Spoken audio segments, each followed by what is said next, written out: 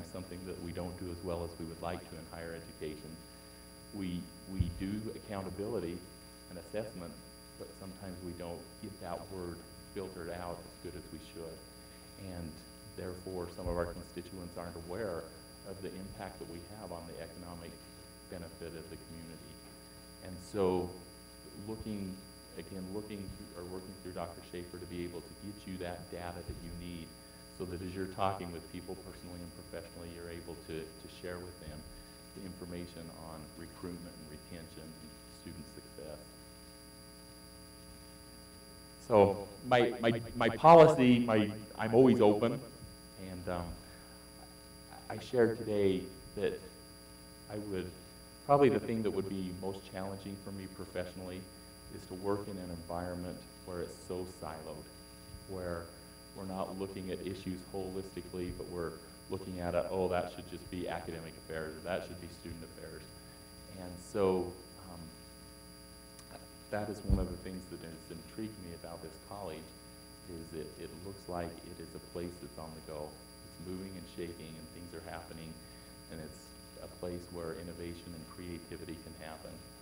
And so that shared governance model is something that is very intriguing to me. And so I think that starts with the philosophy of the Board of Trustees.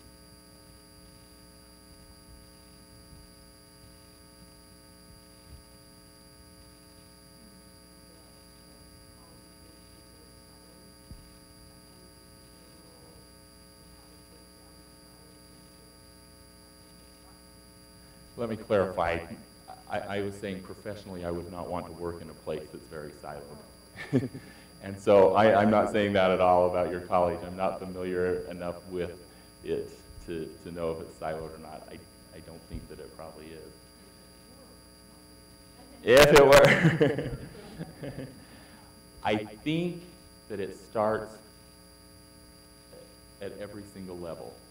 And to me, some of the greatest things that have shaped me as a person has been working on cross-collaborative teams and being able to look at issues.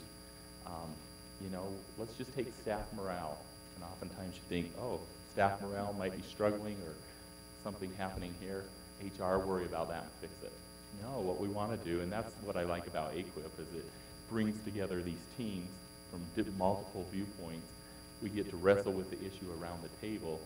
And then what's most important is not do we just talk it to death, but we wrestle with it, and then we put together a tactical plan of how we want to address that. And to me, that's the best way to break down those silos. But I believe that it can't happen unless you have an administrative team that is committed to that. You've got to have your presidents and vice presidents that are in full force saying, hey, we're linked arms and working with these issues and challenges together. And, you know, it may be that just in my neighborhood, I may be neighbors with one of the business and industry leaders, and we have over-the-fence conversations. And for me to not bring that back and share with academic affairs of possible program revisions or new programs that we should be looking at because of some innovation that is coming down the pipeline would be a shame. And that's what I see all of our roles as being in higher education. We're all recruiters and we're all student retention people, and we all wear the badge of being college representatives. And if we just start thinking to ourselves, well, that's not my world, then pretty soon it's easy to start getting into those silos versus, hey, I represent this college, and more so I'm a part of this community, and this needs to be brought to the attention of people so that it can be discussed. Does that make sense?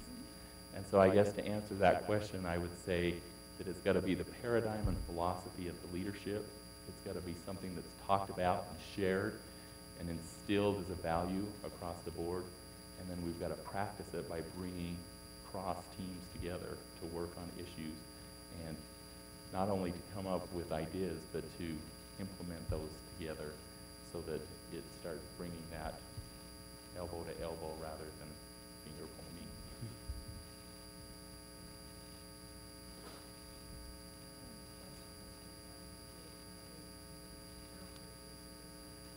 Make it easier for me, okay?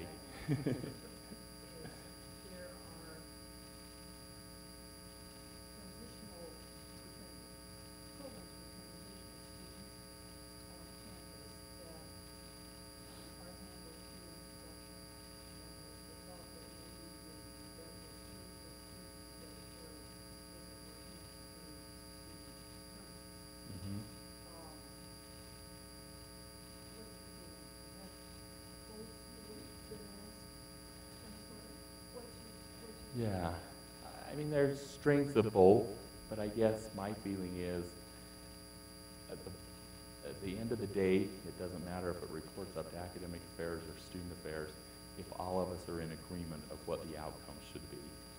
And if we recognize that because the resources that student affairs have or the expertise that they bring for outside of classroom learning lends itself best to transitional programs, then you bet we're willing to take that on. But again, it's got to be a shared governance type of a model when we can't just say, well, it's not good enough over here, so we're going to move it over there. It's got to be, what do we want the outcome to be?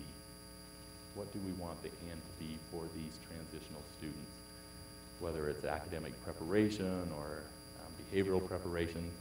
And if we've identified what we want the end to be, then we can start to work ourselves back to what we need to accomplish to make that happen. And then it very well may be all in academic affairs, all in student affairs, or it may be a little bit of both. Does that answer that question? So again, to me, it's not that territorial issue as much as it is making sure that we clearly know what the objective is for the program or for the service, and then just looking and maximizing our resources so that we're best able to do that. Can I ask a question? Where is the college success course housed right now?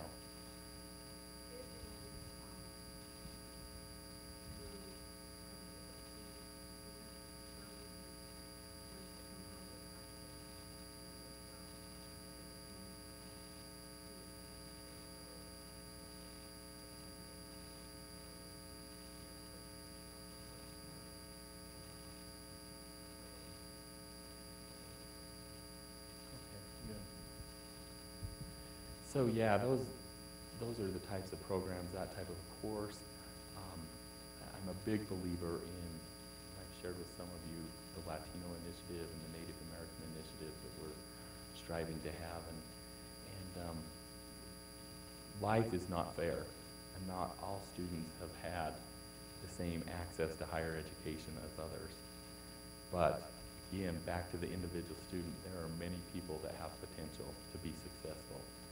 And so I think it's important to start looking at segments within the population that may not have had the opportunity to be as prepared, and start engaging them early on in the conversation, junior high, high school, or earlier. I'm a big believer in elementary school teachers not talking about not liking math, because they teach a lot of math and they influence students so early on in the process. And so I guess those transitional programs, we want to again work together collectively as academic affairs, student affairs across the board, and start saying, where are those segments of our population that we're not connecting close enough to? And what are some of the things that we can start doing even while they're in high school, whether it's bringing them out here for short-term workshops or seminars, or whether it's bringing them to campus for a summer bridge program. What are things that we can do to help ease that transition? And it's not just the students, but also often their families need education and information and preparation. You bet.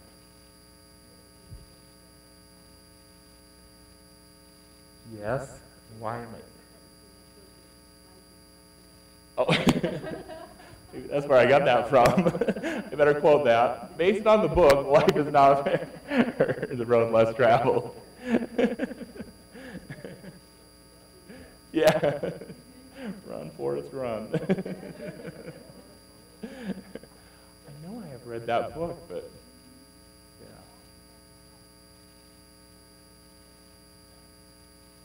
That sounds familiar, yeah.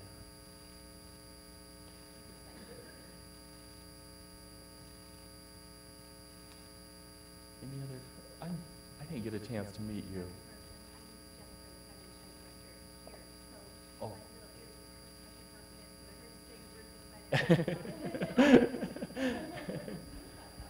You know, I was a graduate assistant, and so I had the opportunity to spend time on the phones, and then I had the opportunity to do the research of putting together all of the data so that you could figure out the cost per student. So I had to do a bunch of research on how much apartments cost and food and all of that stuff so that you could send it to the federal government. Had the opportunity to read regs and then do sit in with the counselors for appeals and then also do processing. So I was fortunate enough that their role was, we want you to see all of financial aid. And that's what I got to do. And my financial aid director would always tease and say, and then you saw how tough it was and you got out of it. You know, financial aid, it makes the difference for students.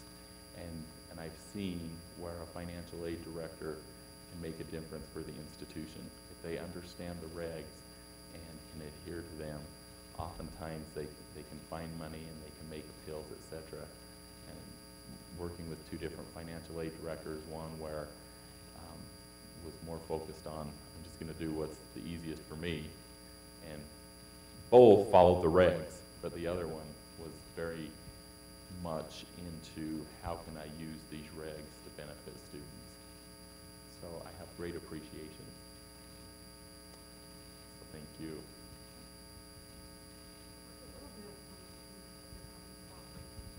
Mm-hmm.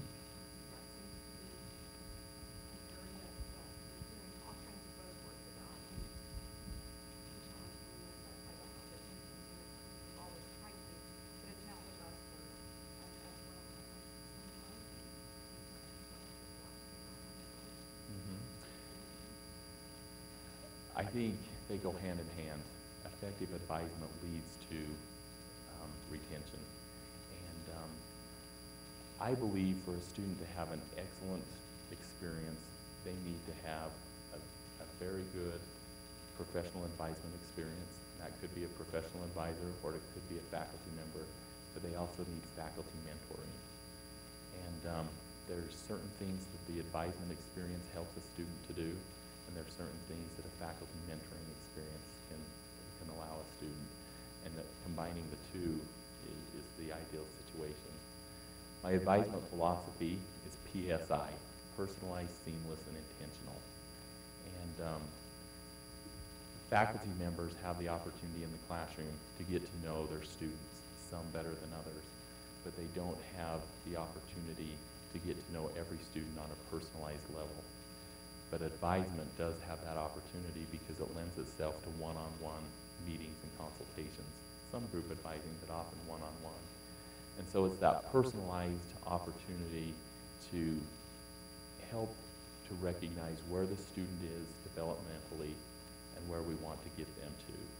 And oftentimes the advisor can be one of the first to start saying, you know what, we need a team approach with this. We need to bring in a disability support specialist. We need to bring in a faculty member, and it's through that personalized attention that those things are able to happen to start teaming a particular student. Seamless in the fact that there can be a lot of runaround, and bureaucracy can lead some people to just say, enough's enough. And so to be able to recognize that students may not know exactly what they need, because some of them are newer in the process than others. And so to be aware of how to be able to make that transition seamless as possible for the students. And, you know, it may be just as simple as a student could be in my office and I need to send them over to Jennifer in financial aid. And instead of saying, okay, the financial aid office is over here, here's their number, call and schedule an appointment, just picking up the phone and say, Jennifer, Johnny is having this challenge and needs to do a financial aid appeal, when would be a good time for him to come and see me? Takes me about 10 seconds longer, but it's that kind of that intentional, seamless process.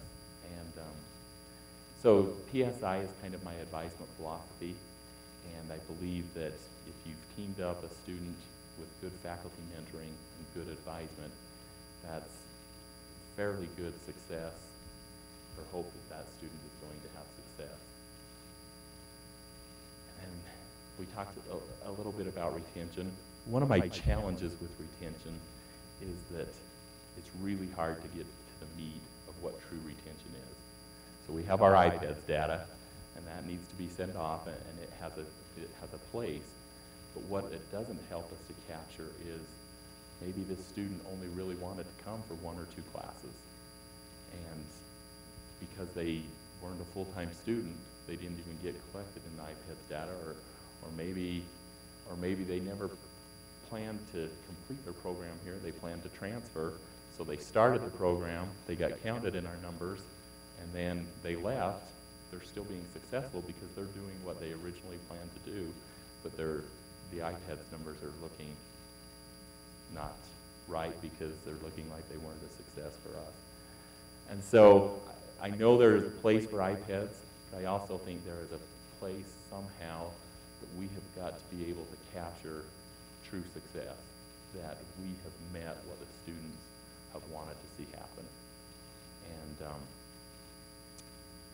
I don't know exactly how to do that, but I think it's a conversation that is probably happening and needs to continue happening so that we are able to really understand how successful we are in fulfilling our mission. And one of the things that we're doing on our institution, is doing such a thing right now, is trying to capture what the iPads retention number is versus what we consider to be the true retention number of, yeah, this student, they were captured in the iPads data, but maybe they graduated 5 years later instead of 4 years later, which is still a success. You also talked a little bit about assessment. Mm-hmm. Sometimes we struggle with assessment in academic areas, and other times service areas where the students first want to know people in the institution to help outside of assessment. What is your vision for assessment? That it's consistent and is ongoing. As much as possible, one of the assignments that I have for the entire Student Affairs Division is assessment right now. And so about a year and a half ago, because I serve on the General Education Committee for the university and had become extremely familiar with the essential learning outcomes, I wanted to try and tie all student affairs assessments to our learning outcomes for the college. And as I started to work on that, I started to want to bang my head against the wall because it's not always easy to do that. Some of the programs that we do in student affairs and student services lends themselves extremely well to assessment with the outcomes for the college. Others are true services.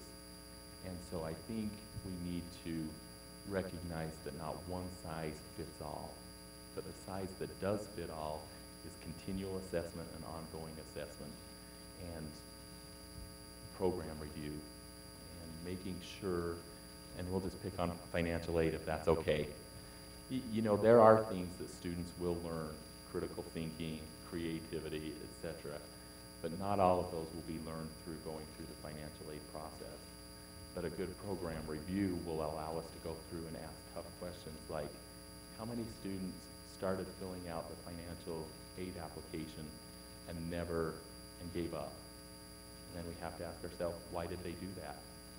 And what was that impact? How many of them didn't come back to school the next semester? And if we start to see some patterns of, my goodness, we're seeing students through our assessment work that are applying for financial aid, and then there's a pattern of them not returning the next semester, maybe we need to have some more workshops or some more one-on-one or something so that these students that go 3 or 4 weeks without completing any of their financial aid application have a personal call to them saying, hey, is there something that we can do to help you? Does that make sense? So I guess my philosophy of assessment is that on one hand, it can be truly tied to learning outcomes, and we can measure it that way. On others, it's looking at it from a more service aspect. But again, it needs to be taking where we are today and saying, where do we want to be next year, and where do we want to be the following year, and what are those incremental steps that we're able to do. And then we need to report that. And we may need to make the reports, and some of them will be lengthy, and the trustees don't want this type of a document, do you?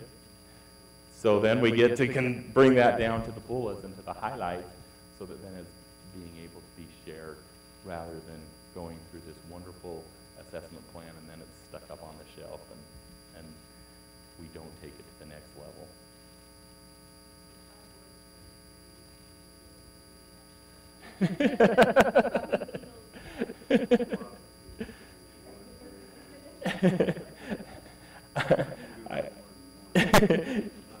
Bring you 3. But no, I mean, sometimes it's funny. We do get some hefty reports, and if we're not concise in getting it pared down with the right information to the right audiences, it loses its validity and it loses its power.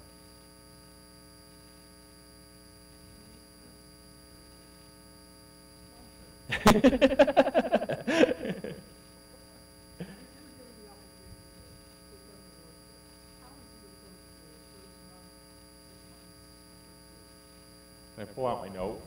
Because I wrote this down. So, we'll just, where did I put some notes here? I just wrote down first year goals. I've got to hold it up here. So I wrote down 5, and the first would be professional on-campus relationships. And I think it's really important. And I'll just say during the first year, but that'll help you to know. Some will be first month, 6 months, etc. That I've had an opportunity to get out and to meet and mingle with our students. Maybe sitting down and having a Coke and a burger in the cafeteria. It may be hanging out at a tutoring lab. It'll definitely be student government activities, soccer games, but I know the students and they know me. And it's not just that's that Shad guy, but it's that is a person that cares about students. They know that I have that philosophy. And that can only happen through conversations and through focus groups and getting to know them. And then the student affairs team, it's very important that they have that same philosophy that this guy really cares about students and gets that if he cares about students, he cares about us because we care about students and having the resources and the support that we need to do our job so that we can then serve the students. And they have that philosophy. Of course, the colleagues in administration, academic affairs, finance, etc., and then development and alumni. And so those would be on-campus groups that I would want to target and make sure meaningful professional relationships are developed. And then strategic leadership would be another important goal of mine, beginning with the end in mind. What do we want student services to be 10 years from now or 7 years from now? And what are the things that we can do this year, next year, and the next year to be able to accomplish those and to be able to have that strategic plan and that timeline. And I'm one of those that doesn't believe in coming in and with the philosophy that everything is broken. I want to make sure I'm listening and I'm looking for the traditions that are sound and solid and that are working. And then be able to say, in addition to those positive traditions and those services, what else is it that we need to do to help us to get to the end of the year, or I mean to what we want to accomplish with our strategic goals. Enrollment management is very important, and want to make sure that I become highly familiar with our recruitment areas, that I've had an opportunity to get to know high school principals and high school counselors and those that work on the front lines with our students. And by no means am I saying that I'm going to go out and start doing all of the work of everybody and our recruiters and our admissions specialists, but they need to know that I know and I care about their work, and that I've gone out with them, and that I've been able to see the presentations, and that I've been able to build meaningful relationships with our K-12 colleagues, and that I'm committed to student success, because they, as the counselors and principals, want to know that they're sending their students to a place where they're going to be successful. And I think that is there, but I think you need to have that ongoing relationship, and when a new person comes in, they need to know that commitment to the student comes first is still there. So looking at enrollment management and also putting together an enrollment management plan. How big or how fast do we want to grow? And what are the types of students that we want to recruit? And not just looking at it as total students, but maybe program specific. Maybe nursing, we want to, I don't know, I'll just pick on you for a sec, but we want to increase the GPA of our potential students. And in physical science, we want to have more men or more Latinos or things like that. So we start getting specialized, and it's not just saying we want to be at 7,000 students or we want to be at 8,000 students. And maybe that's where we want to be, but at least we've had conversations with our colleagues so that we know from a recruitment and retention perspective what they want to have happen in their academic program, and we're saying, how can we help as we're out recruiting students and we're out, doing the work that we do. Of course, you'd want to have professional off-campus relationships with, first of all, those community leaders that have touch points with students, police, merchants, things of that nature, so that they know that they have a contact and a person that they can work with. I'm a big believer in business and industry, and having opportunities to bring the two together. I love for students to have opportunities for engaged learning and hands-on practical application. Whether it's an accounting student that has an opportunity to go out and do an internship, or maybe they volunteer at those places where you can come in and do your taxes on a Saturday. But I think those are really important, and that starts helping our business and industry to start saying, wow, there are sharp students out there at LCCC, and that just leads to a lot of future friend-raising and fundraising and placement opportunities like that. The more that we can connect business and industry with our college, the better. And I think it's important to do a thorough review of the advisory boards that we have on campus, and especially those advisory boards that support student affairs. And if they don't exist, ask, do we need them to exist? And maybe we don't, but maybe we do. And then getting the right people part of that so that we have some external constituents helping us. Because let's face it, there's Wyoming's in good condition, but there's never enough money to go around. And there are things that we want to accomplish. Just like today we talked about LD testing, learning disability testing. $700 to get the battery that we need to be able to give the appropriate academic accommodations in a classroom for someone that has a learning difference or learning disability. And if the student can't afford that, chances are they won't have the accommodations they need, and they won't retain. And so if we can build some of those private partnerships, and sometimes that comes from just, I'm a Rotarian and going to Rotary Club, and you learn that one of your fellow Rotarians has a son or daughter with learning disabilities, and they have the financial resources to set up a grant. Or they have connections with this person or that person, and all of a sudden you're starting to find, wow, we have resources now to help some of these students that before would have just got lost in the cracks. And now we can get them the proper testing and then the proper accommodations, which leads to my final goal, and that was resource development. And again, being able to go back to your strategic plan and say, where do we want to be, and then start saying, what are the resources that need to get us there? Maybe a grant, it may be resource allocation. Sometimes I think in higher education we're all about, we need more money, we need more money, we can do it if we get more money. And sometimes we need to start saying, we've got 20 plates spinning here, and if we went down to 17 plates spinning, we would spin those 17 plates better, and then we could start one more plate over here, which is more important. And that's not to say that any of the things that we do are not important, but sometimes maybe they're outdated or they're not serving the maximum number of students, and student demographics have changed and needs have changed, and sometimes we have to be willing in those program reviews to say it's time to stop spinning that plate and start spinning this one.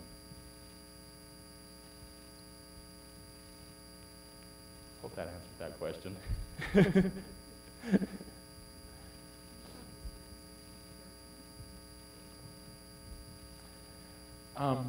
By care teams, are you talking about groups of teams across campus that assist students?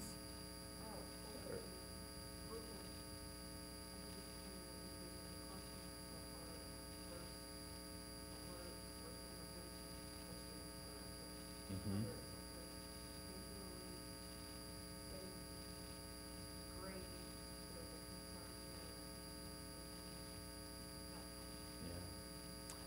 We have, in fact, I just finished up a care team with a student, and I don't know how much history to go into, but it was a grueling thing where as a child, his parents were going through a divorce, and the father had him for one weekend and couldn't stand the thought of sending him back away, and thought, and this makes no sense, but I'm sure it is in English, thought if I can't have him, neither can she.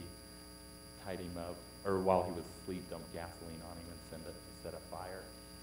So we have this student that doesn't have any fingers, and the interesting thing about this student is that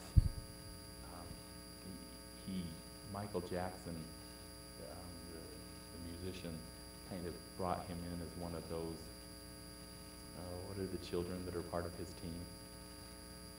Or part of his foundation. Yeah, he's one of the Neverland kids. And so one of the things that happened is he got this attitude of, if you don't serve me, I'm going to sue you. Or, I don't know how to explain it, because our institution is probably one of the best places that a student like that could find success. And he has bounced from multiple institutions every 2 or 3 years. But for some reason, he would just have conflict with our staff in accessibility services, our dean of students in judicial affairs, several faculty members, etc. So we put together a care team for him, and it included myself and the ASD director, the dean of students, and who's the other person? Our wellness center. And so our approach was, rather than allowing him to triangulate us, because we found that happening as we put together the team and we started talking, but we just determined to have one contact person for him, and then he would make, the dean of students would then determine who to bring in, and so that we weren't getting triangulated against each other. Does that make sense? So I don't know if that's kind of the example that you were looking for, but that's one of the areas in which we've teamed to help a student that had.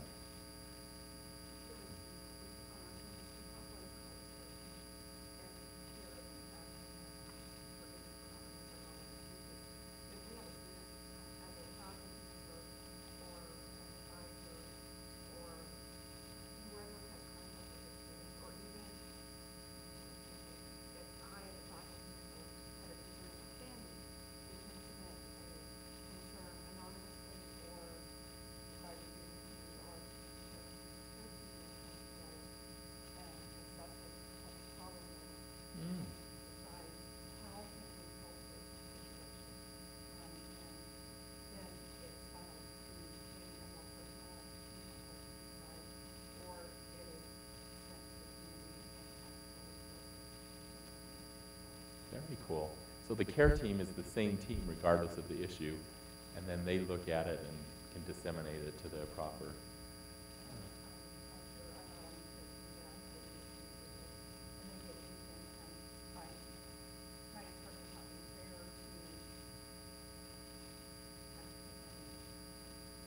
Wow.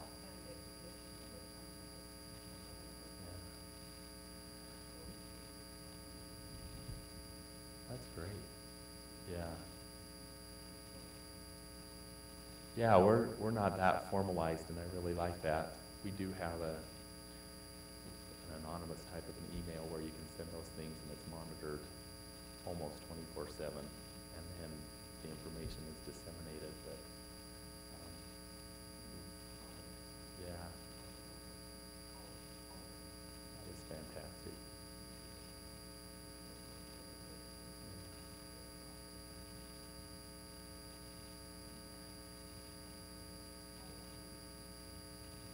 Is suicide a very big issue on campus?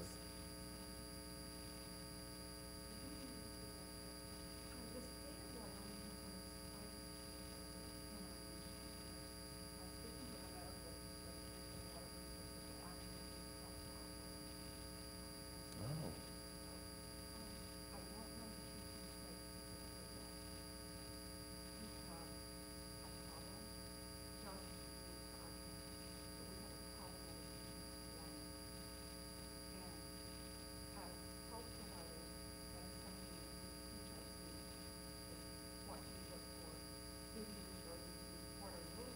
mhm.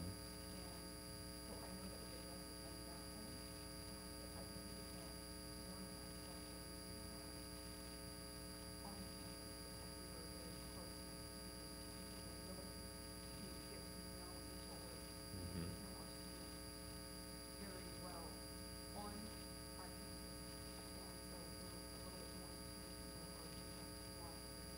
Yeah. So is that training and information that you give to your nursing students also given to faculty and staff? That's great. Yeah.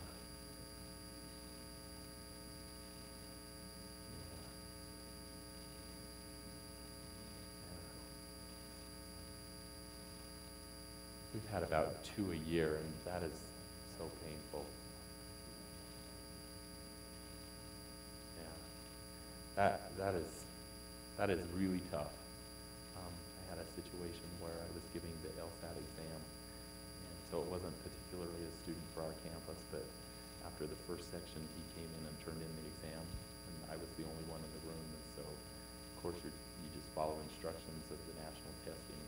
And then I went home, my neighbor, who was a police officer, said, "Did you give a test today at the college?" And I'm like, "Yeah." He said, "Do you know so-and-so?" and told me his name. He had gone home and killed himself. And the tough part was the following Monday when his brother, who was a student, came and said, "You're the last person to talk to him. What did he say? What did he do?"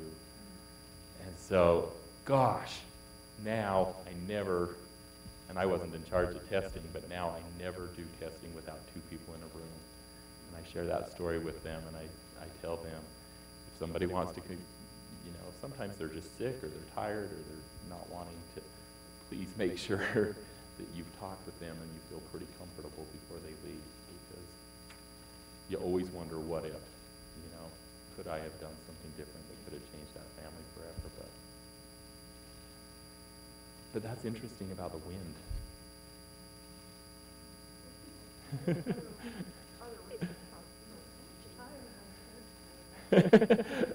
Well, just having it linked to the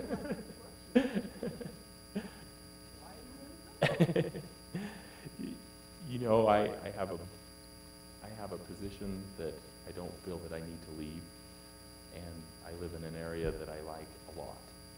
And when I started deciding that I needed to advance professionally, I started looking at the criteria of where is a place that, first of all, truly cares about the student. And having the opportunity to work at a university that was a community college and then evolved to a state college and then to a university, we still try and fulfill all of that mission. And I'm proud that we're trying to do that. But I can tell you, when you're trying to be a community college and a university all at the same time, there are tensions. And there are challenges for resources. And there are different faculty that want to teach at a university than teach at a community college, and yet they're all still the same student. And going through that process, I've learned about myself well enough that I know I want to be a part of a community college, because community college is a place that every higher education place makes a difference for students. But community college is often a place where students that didn't realize they had the potential or recognized later in their life that they needed higher education, they can come and they can find success. And to me, that's where the passion and energy comes, and you get all excited. And so I've wanted to be a part of a community college. The thing that's appealing about this place is truly, I believe, it is a place on the go. It is a place that has traditions and a place that has a good proven track record, but it is also a place where with new leadership, new things are going to happen. And there's going to be innovation and entrepreneurship. And to me, that's just a really exciting environment to be a part of. And it doesn't hurt that it's only 6 hours away from family, and that's not very far at all. So it's kind of, to me, a real win-win. I think I can bring some strengths and some expertise that will be beneficial, and I know it will be a place where my family can put down some roots and can find success, and professionally I'm going to have a lot of fun and find success.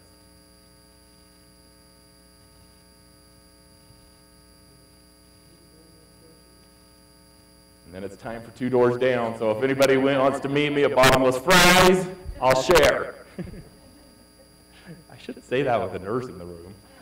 She'll be like, I'll be paddling you in about 2 years.